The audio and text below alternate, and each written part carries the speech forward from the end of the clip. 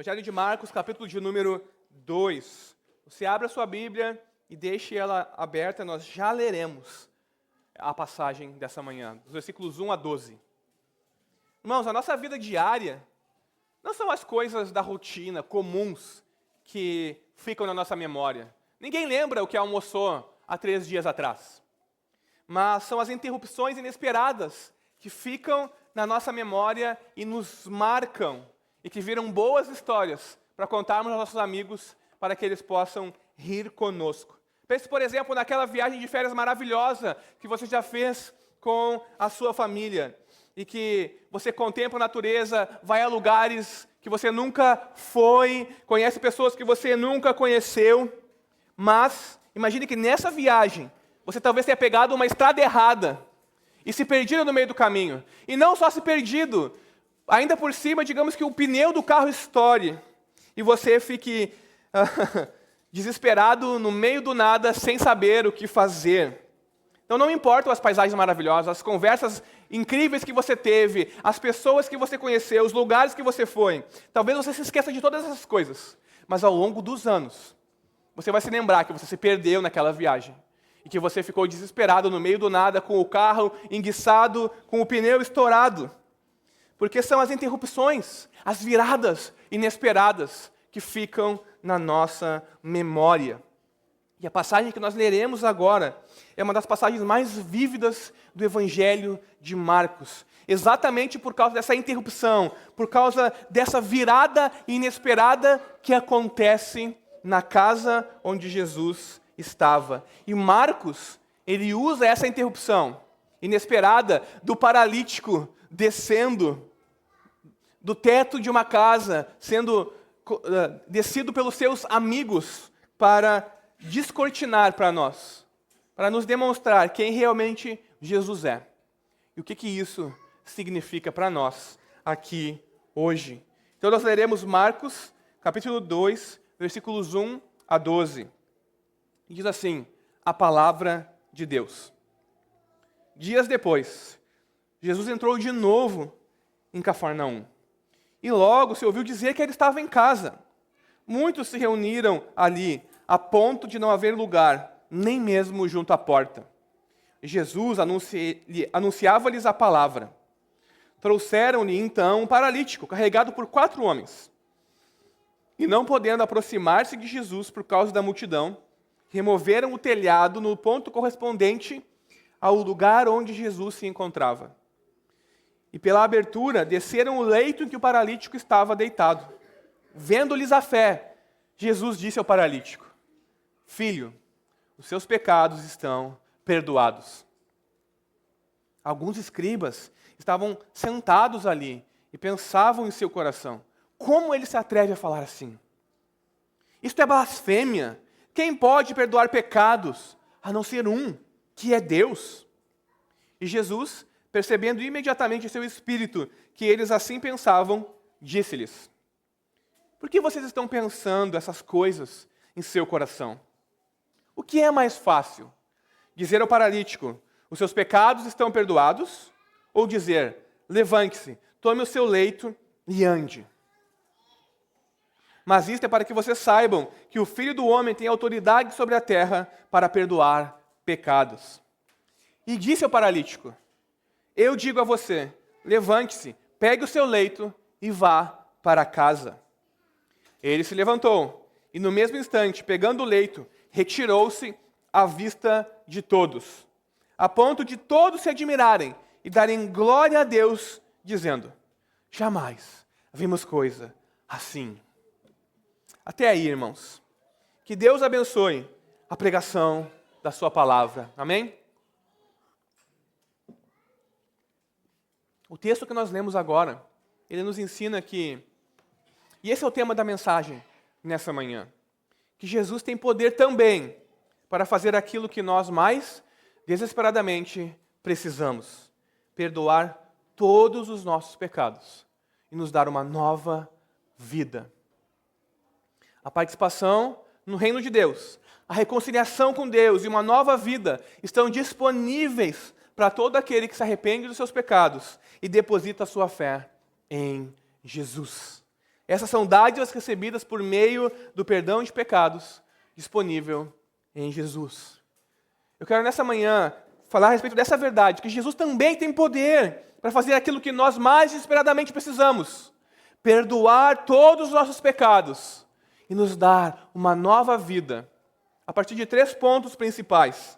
Primeiro ponto principal: a prioridade de Jesus. Versículos 1 a 5. Marcos, ele nos relata que, após Jesus ir pregar o Evangelho de Deus nas cidades ao redor da Galileia, ele retorna para sua base em Cafarnaum.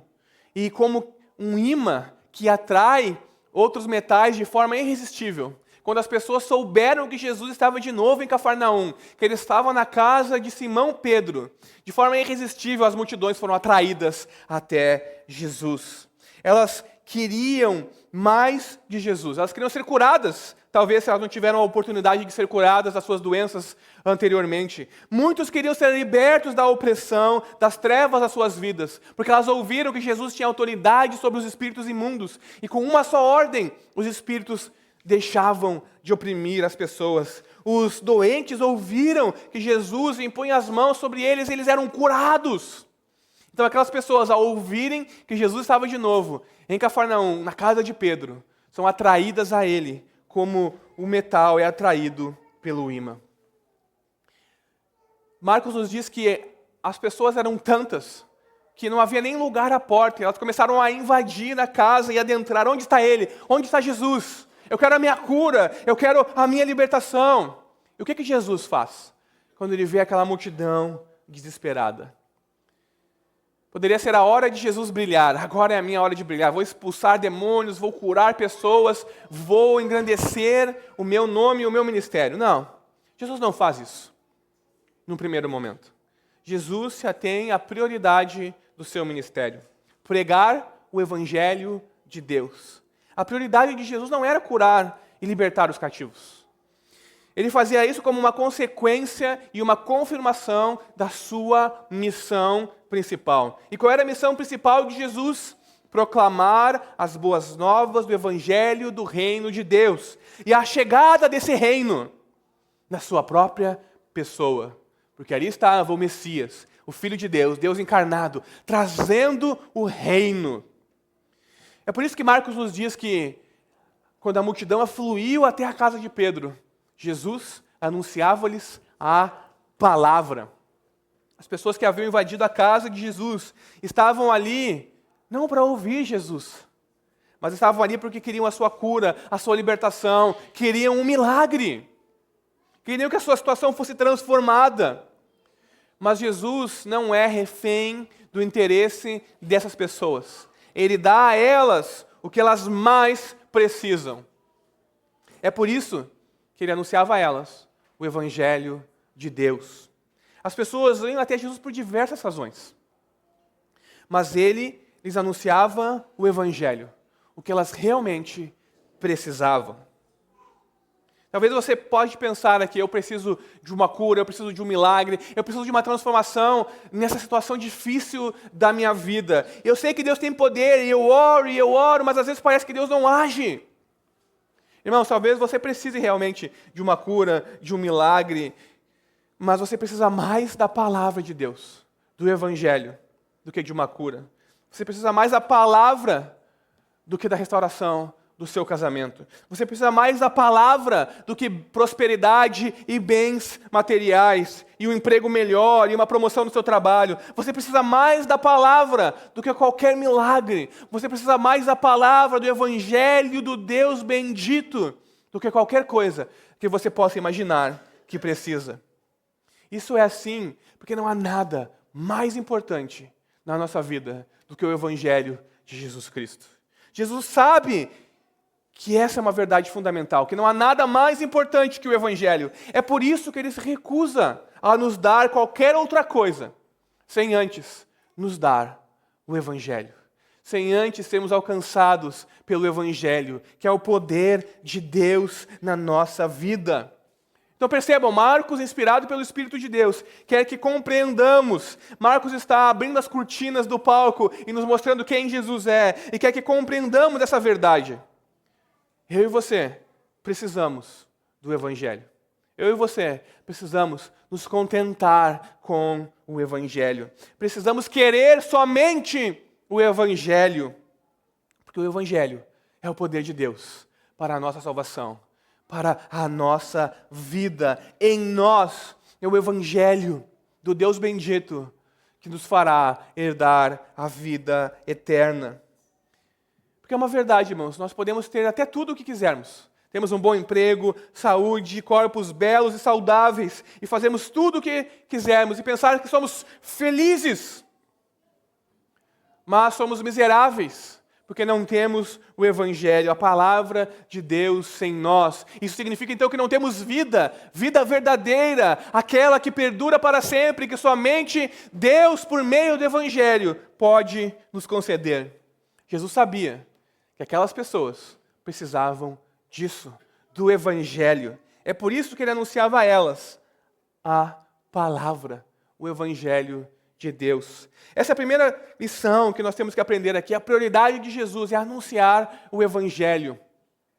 E muitas vezes nós não recebemos o que nós queremos, porque a prioridade de Jesus não é a nossa prioridade. Tiago nos diz que nós pedimos e não recebemos porque pedimos mal, para gastar segundo os nossos próprios interesses, segundo os nossos próprios desejos egoístas. E Deus é um bom Pai celestial, e como bom Pai, Ele não nos dá aquilo que irá nos destruir. Ele nos dá somente aquilo que nos abençoa. E é por isso que a todo aquele que se achega até Ele, Ele dá aquilo que é mais fundamental, o Evangelho de Jesus Cristo, que é o poder de Deus para a nossa salvação. Então Jesus estava lá, na sua casa, cheio de compaixão das multidões, ensinando elas. Ele sabia das necessidades delas. Ele sabia que muitos queriam curas, milagres, queriam transformação no seu casamento, queriam a solução dos seus problemas. Mas Jesus anuncia a elas o Evangelho. E no meio disso tudo, enquanto ele ensinava aquelas pessoas que abarrotavam a casa de Pedro, chegam 4 homens carregando um 5º homem paralítico. E quando aqueles homens chegam perto da casa onde Jesus estava, eles percebem a multidão. E eles percebem que eles não conseguiriam passar pela multidão carregando o seu amigo paralítico. Contudo, os amigos do paralítico não são dissuadidos pela multidão. Eles até ficam em desespero, eles até se olham um para o outro, mas eles não vão dar a notícia para o seu amigo de que era impossível chegar perto de Jesus naquele momento. Que eles iam voltar para casa e quem sabe amanhã ou depois eles voltavam e eles poderiam ter um encontro com Jesus. Eles não querem dar essa notícia ao seu amigo. Eles sabiam que se tão somente chegassem perto de Jesus o suficiente, o seu amigo seria curado. Aqueles homens não iriam dar a notícia para aquele paralítico. Sinto muito, fulano. É impossível, olha só a multidão. Não tem como, não podemos chegar até Jesus. Vamos voltar para casa. Hoje não é o seu dia. Deus sabe todas as coisas. Tenha paciência e misericórdia. Não é hoje. Vamos orar e, quem sabe, Deus nos dará uma outra oportunidade. Não, aqueles amigos, ao ver a primeira porta fechada, eles não iriam desistir. Afinal de contas, eles chegaram até ali. Jesus estava na cidade naquele momento. Eles não sabiam onde ele estaria amanhã. Eles não sabiam o que seria do seu amigo amanhã. Então, hoje, naquele dia, eles decidem bolar um plano mirabolante. O que 4 cabeças pensantes não fazem? E aqueles homens, conversando entre si, muito provavelmente, decidem bolar um plano mirabolante. Já que eles não iriam conseguir entrar pela porta, por causa da multidão, as pessoas estavam se esmagando para ouvir Jesus dentro da casa ensinar, eles iriam criar o próprio caminho deles até Jesus dentro daquela casa. Irmãos, de alguma forma, eles contornam a multidão. E de alguma forma, eles sobem no telhado da casa de Pedro. Naquela região, os telhados eles eram planos. Eles eram feitos de vários materiais e depois cobertos com argila. E passava-se como se fosse um rolo e comprimia-se todo o material para que não chovesse dentro de casa. E os telhados, eles funcionavam como uma cobertura para a casa, onde se utilizava para secar roupas, onde se utilizava também como um lugar de descanso dos cômodos úmidos embaixo da casa, onde se utilizava também como um lugar silencioso para a oração. Talvez vocês se lembrem que Pedro, quando tem uma visão de um véu descendo com todos o tipo de animais, ele estava em cima do telhado de uma casa, orando a Deus quando tem aquela visão. Então era bastante comum que os telhados serem construídos dessa forma e utilizados dessas formas e outras formas também. Então aqueles homens, de alguma forma, conseguem subir o telhado da casa de Jesus. Só que pensem só, eles não têm simplesmente que fazer apoio um para o outro. São 4 homens adultos, com certeza fortes, carregando um 5º homem, que deveria pesar um bocado para ser 4 amigos carregando aquele homem. E de alguma forma, eles sobem naquele telhado e arranjam um jeito de subir aquele paralítico, que não podia fazer outra coisa senão depender dos seus amigos. E eles sobem naquele telhado, já todos suados, todos cheios de sujeira, mas agora que começa a parte difícil. Chegar até ali, estava indo tudo bem, o plano estava funcionando, mas agora, o que nós vamos fazer? Como nós vamos descer até Jesus?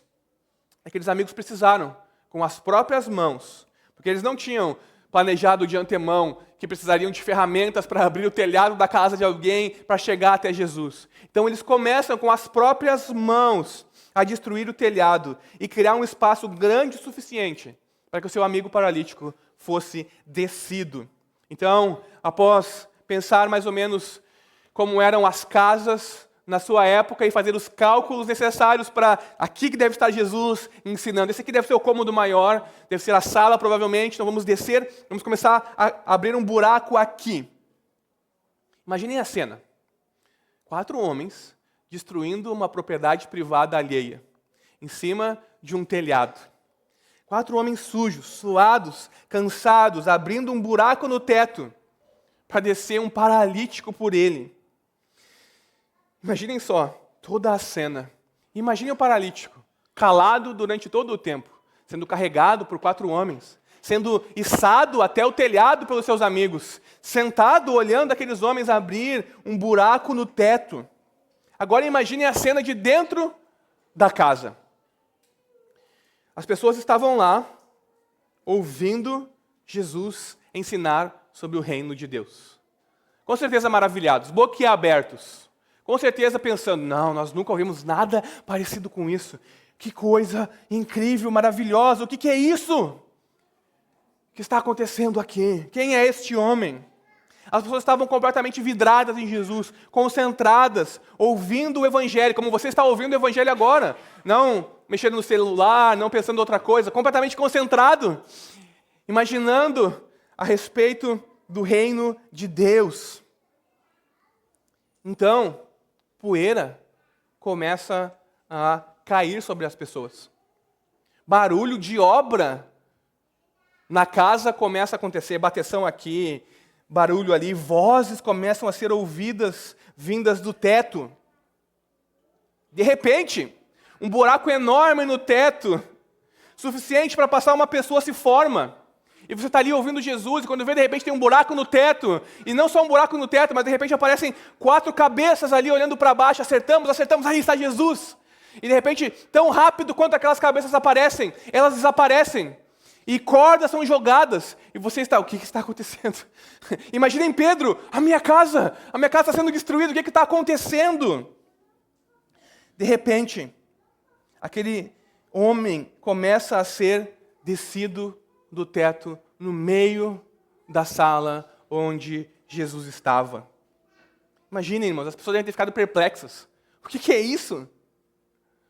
E tudo o que eles ouviram de Jesus até aquele momento, com certeza foi ofuscado pela irrupção daquela pessoa descendo do teto, pelo inimaginável acontecendo.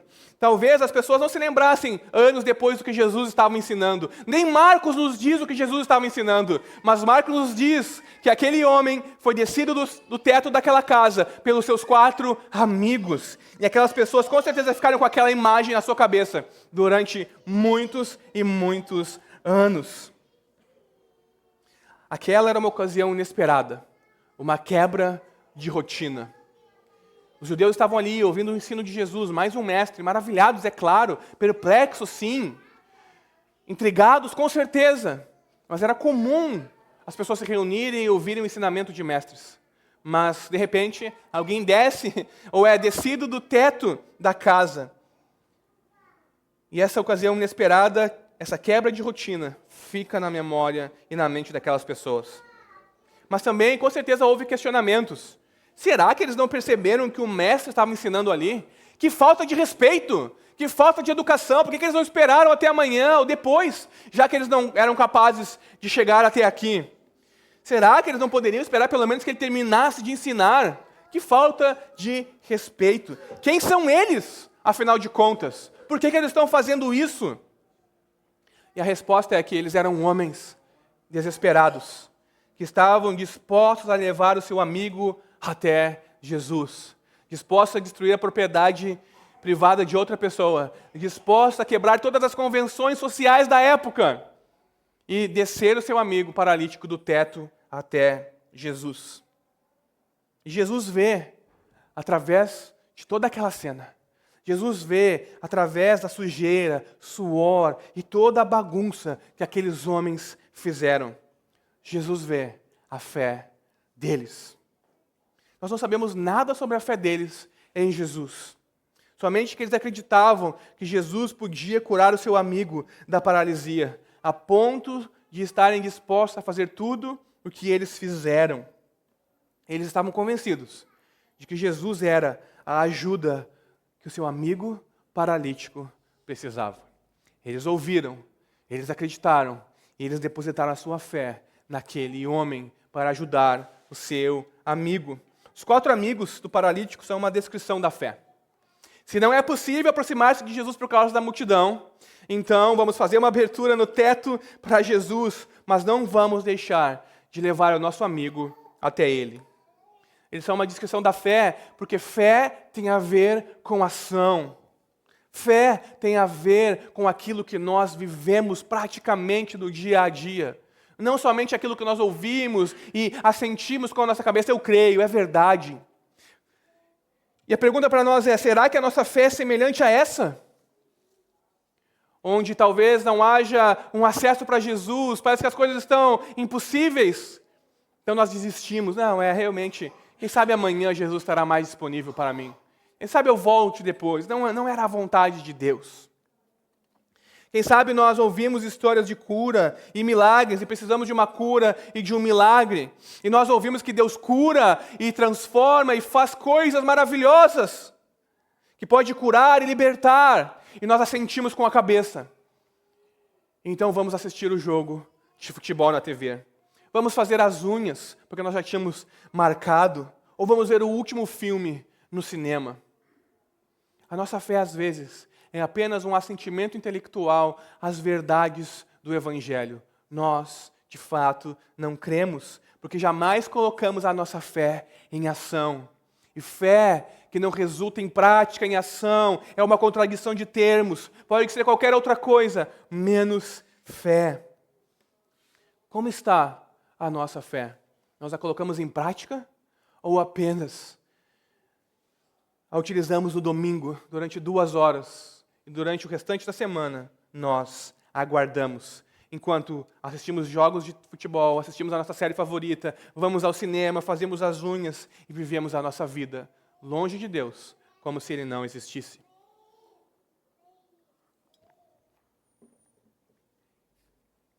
Contudo, o texto não é sobre os amigos de Jesus e sobre a fé deles, e como nós precisamos de amigos com esse tipo de fé. O texto é sobre o perdão de pecados disponível em Jesus. E é exatamente isso que Jesus faz. Imaginem só, irmãos, aquela cena toda acontecendo e de repente, as primeiras palavras que saem da boca de Jesus não é toma o teu leito, levanta e anda. Jesus olha para aquele homem, todo sujo, de ter descido o teto da grande façanha dos seus amigos. Ele olha para ele, nos seus olhos, e diz, eu te perdoo. Seus pecados estão perdoados. Sabe por que Jesus faz isso? Porque ele não se deixa demover da sua prioridade. Jesus tem uma prioridade. Ele sabe que o homem precisa ser curado de uma doença mais profunda do que a paralisia. O pecado na vida dele. Será que Jesus não percebeu que aquele homem era um paralítico? Ele não desceu de rapel, fazendo malabarismos e pulou na frente de Jesus. Aqui estou eu. Não, aquele homem foi descido com o seu leito. E o leito era um claro sinal de que ele era um paralítico. É claro que Jesus sabia disso. Jesus não perdeu a sua deixa, o seu momento de brilhar. Não, é que a prioridade de Jesus com aquele paralítico era curar a sua alma. E não somente o seu corpo. Jesus queria curar aquele homem por completo. É melhor entrarmos no reino de Deus paralíticos do que sermos completamente saudáveis e lançados no inferno. Por isso que Jesus perdoa aquele homem. Com isso, ele atende a maior necessidade daquele homem.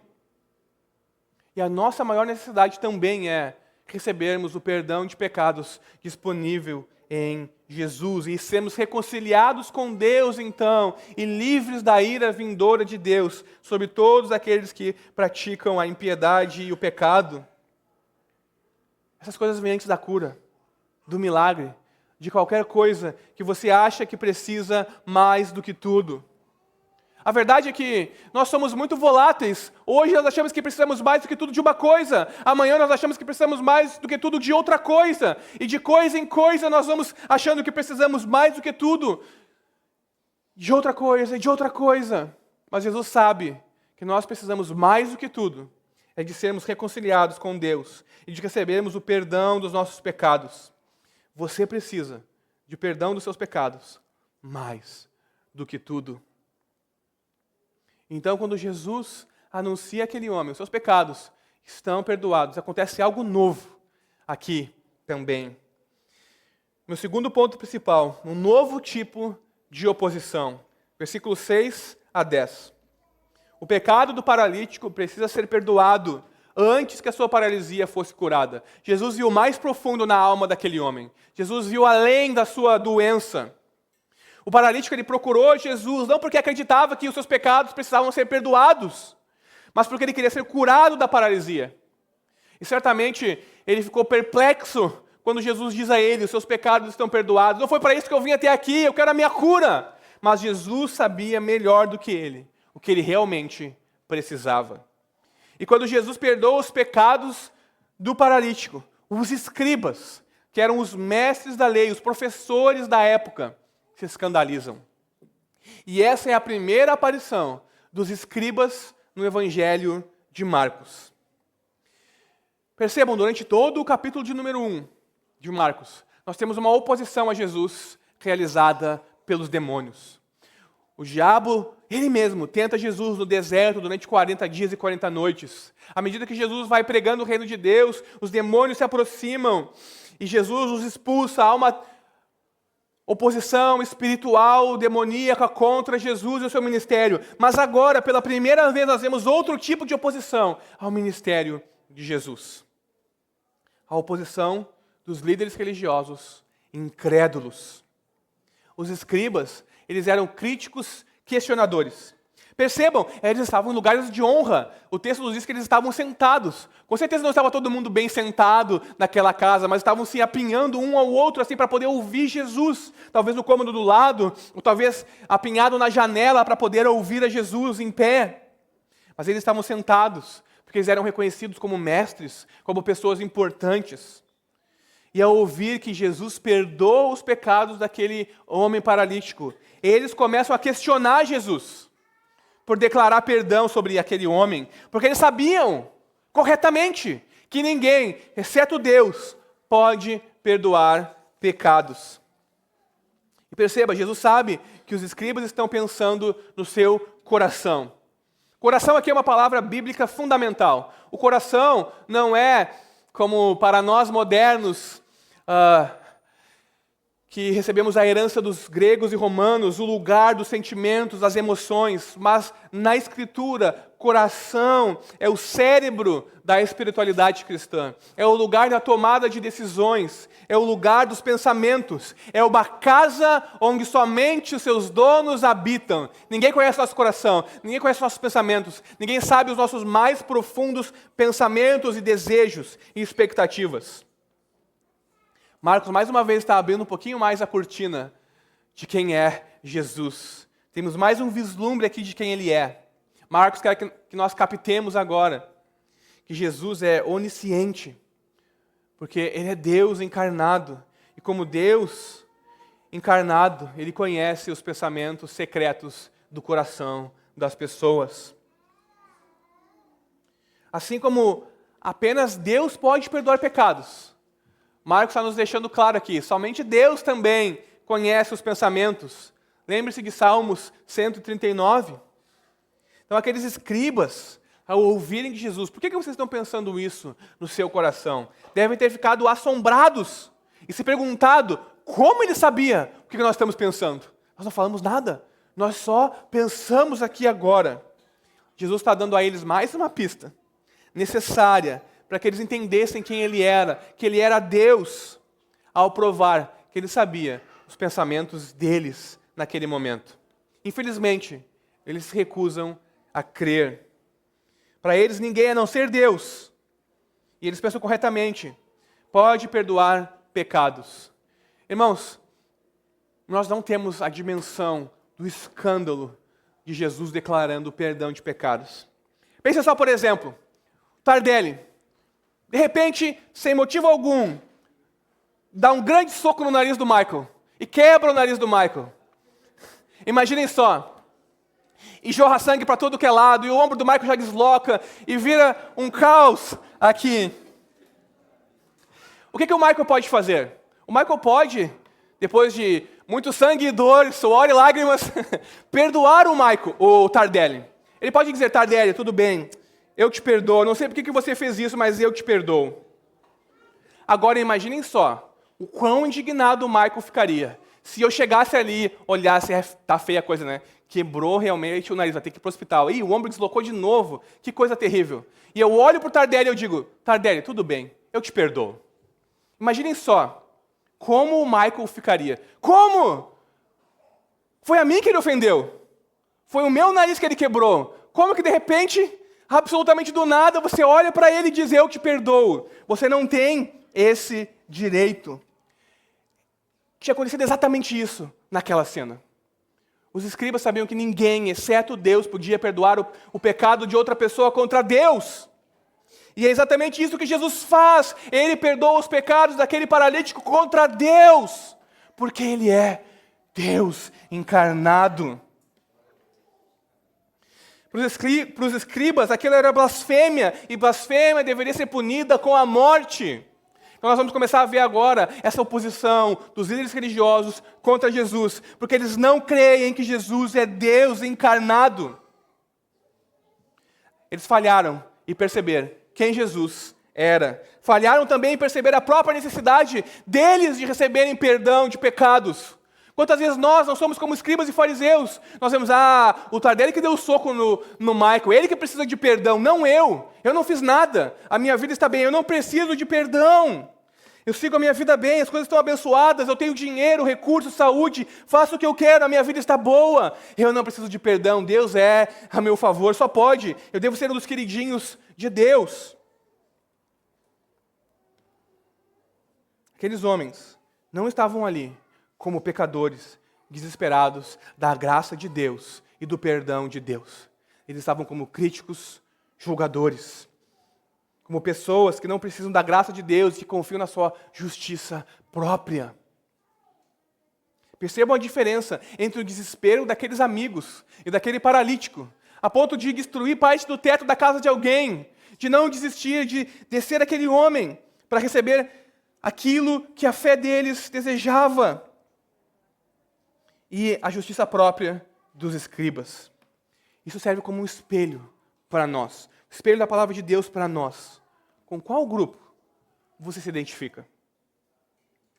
O que você pensa a respeito de Jesus.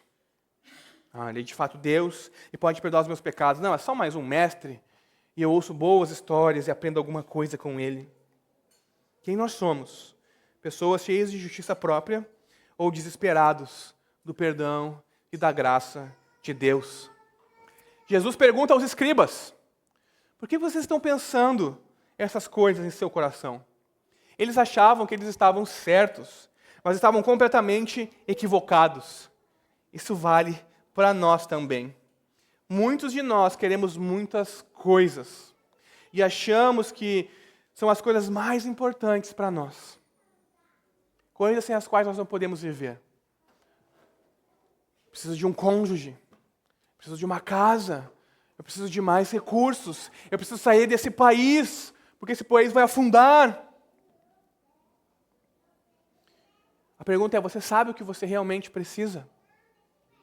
Talvez você ache que sabe o que realmente precisa, mas Jesus está mostrando o que eu e você realmente precisamos: perdão de pecados e reconciliação com Deus.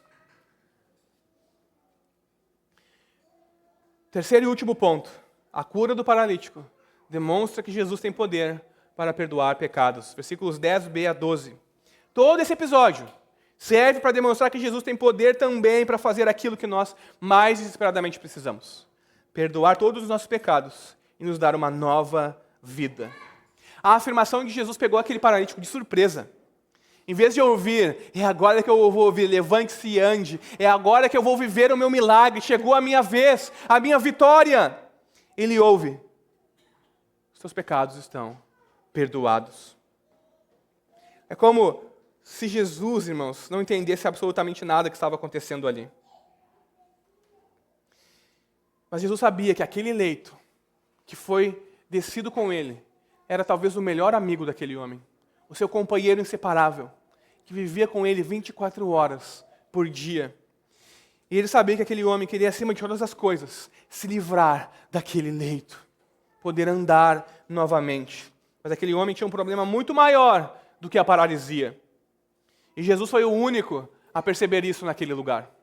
O único a entender que o problema daquele homem não era somente a paralisia. E quando ele pronuncia o perdão de pecados sobre aquele homem, ele está fazendo exatamente o que ele veio fazer, lembrem-se. Ele veio nos reconciliar com Deus, mediante a sua vida perfeita de obediência e morte e sacrifício na cruz. E ao fazer isso, ao perdoar aquele homem, ele vai ao maior encontro dele. Aquele homem precisava de perdão instantâneo, abundante, para todos os seus pecados, e gratuito, porque ele não tinha como pagar. Contudo, o conflito com os escribas se faz necessário também para que Jesus manifeste o seu poder e autoridade para perdoar aquele paralítico. E é por isso que Jesus pergunta àqueles homens: o que é mais fácil dizer? Seus pecados estão perdoados? Ou tome o seu leito, levante-se e ande, vá para casa?